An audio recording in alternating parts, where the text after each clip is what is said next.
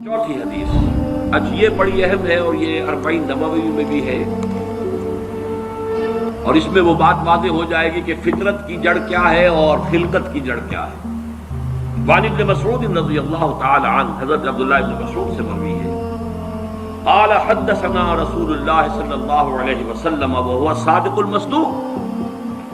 وہ فرماتے ہیں کہ ہمیں بتایا اللہ کے رسول صلی اللہ علیہ وسلم نے، اور نوٹ کرو وہ صادق ہیں مصدوق ہیں، صادق ہیں سچے ہیں، مصدوق ہیں کہ ان کی سچائی پر خود اللہ گواہ ہے۔ اچھا، یہ کیوں کہنے کی ضرورت پیش آئی؟ کسی عام طور پر شک میرے علم میں تو نہیں کہ کسی اور حدیث سے پہلے یہ الفاظ ہوں، اس لیے کہ اس میں جو امور آ رہے ہیں وہ عام ذہن انسانی اس کو ذرا قبول کرنے سے تھوڑا سا ہچکچاتا ہے، رکتا ہے، تو اس لیے ایمفیسائز کیا وَهُوَ الصَّادِقُ الْمَصْدُوقُ۔ وہ کیا بتایا حضور نے؟ أَنَّ خَلْقَ أَحَدِكُمْ يُجْمَعُ فِي بَطْنِ أُمِّهِ 40 يَوْمًا، تم میں سے ہر شخص کی خلقت اس کے ماں کے پیٹ میں 40 دن ہوتی ہے، نطفتن 40 یومن نطفتن،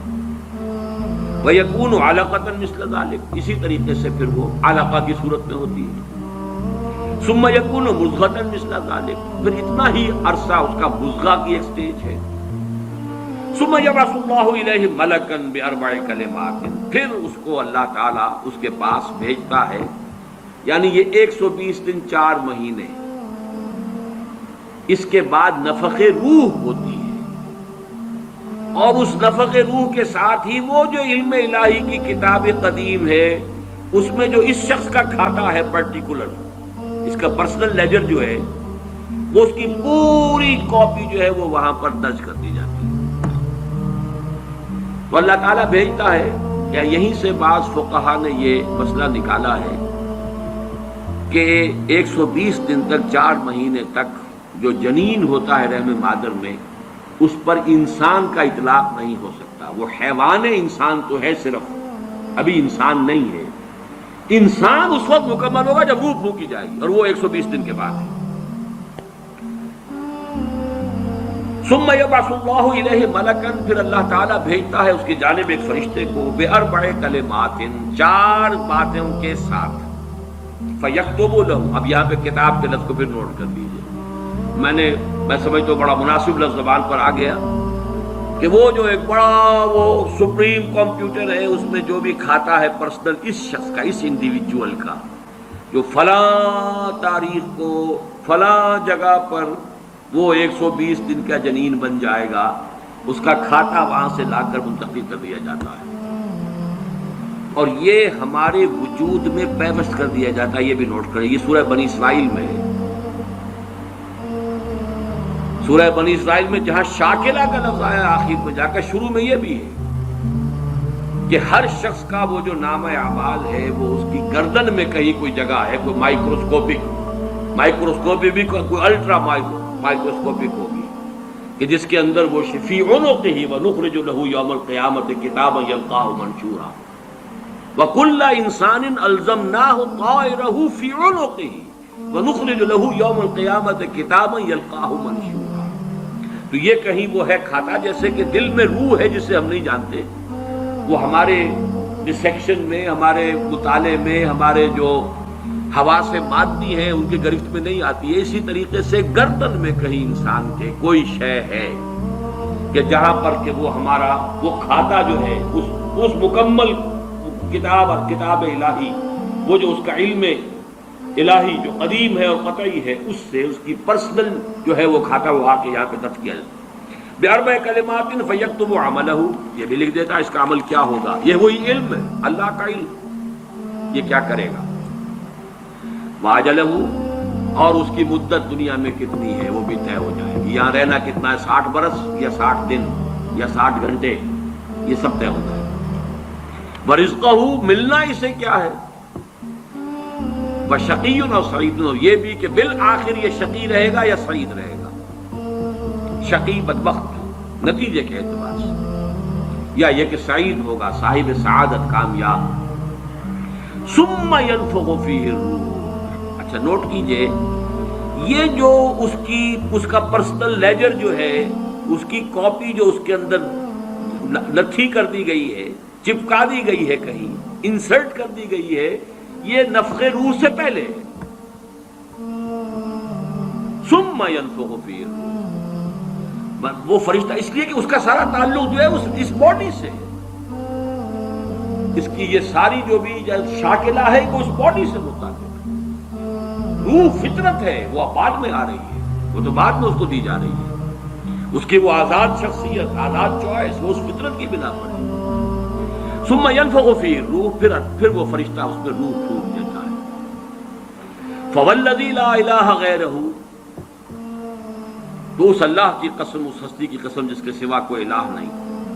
ان احدکم لیعمل بعمل اہل الجنۃ حتی ما یکون بینہ وبینہا الا ذراع.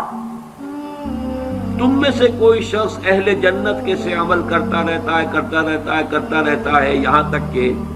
اب یہاں میں ایک الفاظ کا اضافہ کر رہا ہوں بات کی وضاحت کے لیے، اس کو بریکٹ میں سمجھیے، بظاہر دیکھنے والوں کے نزدیک اس کے اور جنت کے درمیان بس ایک ہاتھ کا فاصلہ رہ جاتا ہے. فَيَسْبِقُ عَلَيْهِ الْكِتَابُ، کہ اس پر پھر وہ جو نوشتہ تھا، اس میں تو لکھا تھا شقی، پھر اچانک اس کی زندگی میں انقلاب آتا ہے اور اس کے اوپر وہ نوشتہ جو ہے اللہ کا علم الہی کا جو غلط نہیں ہو سکتا، اس کا ظہور ہوتا ہے. فَيَعْمَلُ بِعَمَلِ أَهْلِ النَّارِ فَيَدْخُلُهَا، پھر وہ جہنمیوں کے سے کام کرنے شروع کر دیتا ہے اور اس میں داخل ہو جاتا ہے. وَإِنَّ أَحَدَكُمْ لَيَعْمَلُ بِعَمَلِ أَهْلِ النَّارِ، اور تم میں سے کسی شخص کا معاملہ یہ بھی ہو سکتا ہے کہ وہ عمل کرتا ہے اور کرتا رہتا ہے جہنمیوں کے سے. حتی ما یکون بینہ وبینہا الا ذراع، یہاں تک کہ اس کے اور جہنم کے درمیان دیکھنے والوں کو نظر یہ آ رہا ہے کہ یہ تو اب پاؤں لٹکائے بیٹھا ہے گور میں اور ابھی تک اس کے لچھن بدلے نہیں ہیں. فیسبق علیہ الکتاب، لیکن وہ نوشتہ اللہ کا، وہ جو ایک علم خدا بندی کے اعتبار سے وہ تو شقی تھا یا سعید تھا. فیعمل بعمل اہل الجنۃ فیدخلها،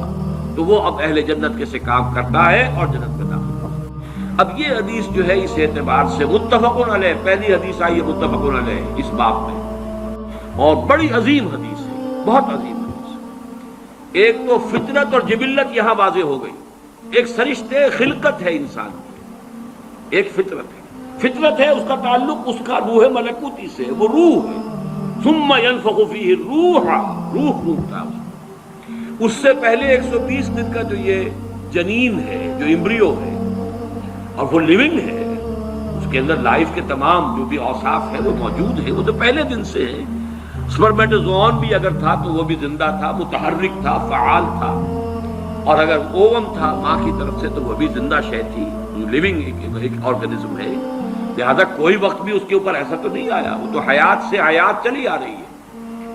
وہ ماں کی حیات اور باپ کی حیات، ان دونوں سے مل کر حیات کا ایک سلسلہ جو ہے وہ شروع ہو گیا. لیکن 120 دن کے بعد وہ مرحلہ آتا، اس سے پہلے خلقت ہے صرف، اور اس خلقت سے تعلق ہے ان 4 چیزوں کا جس کا تعلق کتاب سے. یہ ہے گیون چیزیں ان کے لیے. البتہ یہ کہ اس کے بعد جب روح پھونکی گئی، یہ روح وہ ہے کہ جو اس کا اپنا چوائس ہے. اب دیکھیے، اگر کسی کی خلقت کے اندر بدی کے رجحانات بہت تھے، اس کی روح سٹرگل کر رہی ہے شاکلہ کے اندر، شاکلہ سے باہر نکل نہیں سکتی. Great resistance it has to overcome. کرتے یوں سمجھیے کہ جیسے دیمک جو ہے کسی چوکھٹ کو اندر سے کھا رہی ہے، ایک وقت آتا ہے کہ وہ اوپر ظاہر ہو جاتی ہے.